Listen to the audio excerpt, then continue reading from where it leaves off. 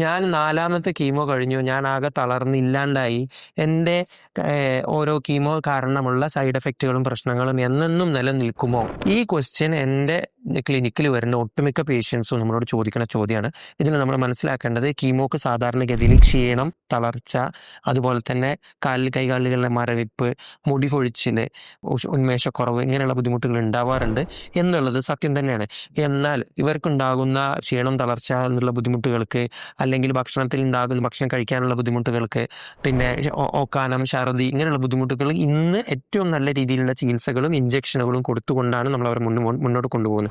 അതുപോലെ തന്നെ ഇവർക്കുണ്ടാകുന്ന ബുദ്ധിമുട്ടുകളിൽ ഒട്ടുമിക്കതും അത് തിരിച്ച് റിക്കവർ ചെയ്യുന്നതാണ്. ഉദാഹരണത്തിന് കൗണ്ട് കുറയുന്നതിന് നമ്മൾ മുൻകൂട്ടി ഇഞ്ചക്ഷൻ കൊടുക്കുന്നുണ്ട്.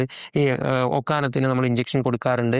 അതുപോലെ തന്നെ ഏറ്റവും പ്രധാനപ്പെട്ട ഒന്നാണ് മുടി കൊഴിച്ചിൽ. മുടി കൊഴിച്ചിലുള്ളത് മരുന്ന് സ്റ്റാർട്ട് ചെയ്ത് 1 മാസത്തിനുള്ളിൽ അത് മുടി കൊഴിഞ്ഞു തുടങ്ങുന്നത് തന്നെയാണ്. ഒട്ടുമിക്ക ആളുകൾക്കും വളരെ തിന്നായി മുടി കനം കുറഞ്ഞ് കൊഴിഞ്ഞു പോകുന്നതാണ്. എന്നാൽ മരുന്ന് നിർത്തിയതിന് ശേഷം 1 മാസത്തിൽ ഗ്രോത്ത് വരികയും 3 മുതൽ 6 മാസം കൊണ്ട് ഏകദേശം നിയർ നോർമൽ ആവുകയും ചെയ്യുന്നതാണ്. അപ്പോൾ അതുകൊണ്ട് അത് മുടി കൊഴിച്ചിൽ പൂർണ്ണമായി ഉണ്ടാക്കുന്ന മരുന്നുകൾ വളരെ കുറവാണ്. അതുപോലെ തന്നെ എല്ലാ മരുന്നിനും മുടി കൊഴിയുന്ന പ്രശ്നങ്ങളില്ല. നമ്മൾ മനസ്സിലാക്കേണ്ട മറ്റൊന്ന് എന്താണെന്ന് വെച്ച് കഴിഞ്ഞാൽ, മുടി കൊഴിച്ചിൽ ഏകദേശം 3 മുതൽ 6 മാസം കൊണ്ട് ഏകദേശം നോർമൽ ആവുന്നു. അതുപോലെ തന്നെ ക്ഷീണം, തളർച്ച 6 മാസത്തിൽ ഒട്ടുമിക്ക രോഗികളും തുടർന്ന് നോർമലായി അവരുടെ ജോലികളിലേക്ക് തിരിച്ച് കയറാറുണ്ട്. സർജറിക്കാണെങ്കിൽ, വലിയ സർജറിക്കാണെങ്കിൽ മേ ബി 1-1.5 മാസത്തിനുള്ളിൽ തന്നെ അവർ തിരിച്ചു വരാറുണ്ട്.